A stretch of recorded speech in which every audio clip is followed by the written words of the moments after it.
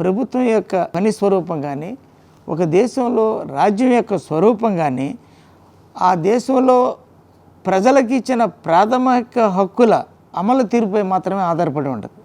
ముఖ్యంగా ప్రజాస్వామ్యయుతంగా ఏర్పడిన భారత రాజ్యాంగం ప్రాథమిక హక్కుల అమలు తీరు ద్వారానే ఒక ప్రభుత్వం యొక్క, ఒక రాజ్యం యొక్క స్వరూపాన్ని నిర్దేశిస్తుంది.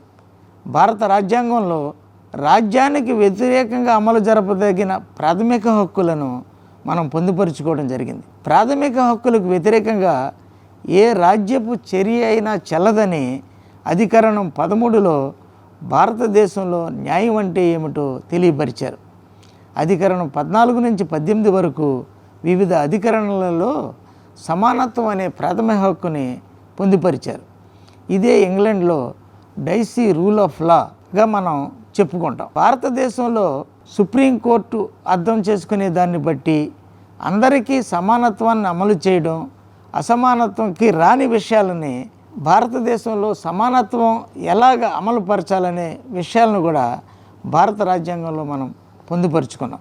దీన్ని అర్థం చేసుకోవడం కోసం సుప్రీంకోర్టు అనేక పర్యాయాలు, అనేక సిద్ధాంతాల ద్వారా భారత రాజ్యాంగంలో సమానత్వాన్ని ఎలాగ అమలుపరుస్తున్నారో తెలియజేసింది. ఇదే సమానత్వం కొంతమంది వ్యక్తులకు, అణగారిన వ్యక్తులకు, సమాజంలో నిర్లక్ష్యం కావింపబడిన వ్యక్తులకు ప్రత్యేక హక్కులను ప్రసాదించడం ద్వారా వాళ్ళకి ఒక విధమైన పాజిటివ్ డిస్క్రిమినేషన్ అనేది ఏర్పాటు చేస్తూ రిజర్వేషన్లు అనే ప్రక్రియను ఏర్పాటు చేసి వాళ్ళకి కూడా సమాజంలో సమానత్వాన్ని పొందడానికి వీలు కల్పించే హక్కుల్ని భారత రాజ్యాంగంలో మనం పొందుపరుచుకున్నాం. సమానత్వం అమలుపరచడం, సమానత్వాన్ని పంచడం, సమానత్వం యొక్క ఫలితాన్ని పొందడం ఆధారంగా ఒక దేశంలోని సమానత్వం ఏ రూపంలో ఉంది, ఏ స్థాయిలో ఉంది అనేది మనం అర్థం చేసుకోవాలి.